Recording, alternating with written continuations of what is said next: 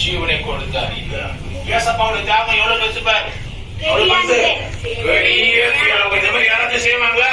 தம்பி உனக்கு நீ கடன் நினைக்கியாப்பா, நீ கவலைப்படாத, உன் கடனை நானே அடிச்சுக்கிறேன் யாருன்னு சொல்லுவாங்களா?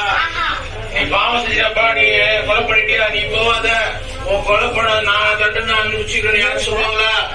நோய், உன் பலவீனம், உன் கஷ்டம், உன் நஷ்டம், உனக்கு உன்னை எல்லாவற்றும் தாம் தோளின் மேல சுமந்து அந்த குப்பையெல்லாம் அவர் வாங்கி அவர் என்ன பண்ணிட்டாரு? சிலுவையில அடிச்சுட்டாரு. அவரோட தர்ஜனத்தினால உனக்கு ஐஸ்வர்யத்தை கொடுத்தாரு, உனக்கு பலனை கொடுத்தாரு, உனக்கு ஆசீர்வாதத்தை கொடுத்தாரு, உனக்கு படிப்பை கொடுத்தாரு, வீட்டை கொடுத்தாரு, அப்பா அம்மா கொடுத்தாரு, ஞானத்தை கொடுத்தாரு, அறிவை கொடுத்தாரு, எல்லாமே கொடுத்தாரு. நீங்க சந்தோஷமா பாருங்க. இது யார் செஞ்ச தியாகம்? பாவத்தை நம்முடைய சொந்த சரீரத்தை சுமந்து கல்வாரியில ரத்தத்தை சிந்தி பாவத்தெல்லாம் நினைச்சீங்களே, தியாகம் எவ்வளவு பெரிய தியாகம் ஆண்டவரே. எங்களுக்காக தியாகத்தை செஞ்சதுக்காக ஸ்தோத்திரம்.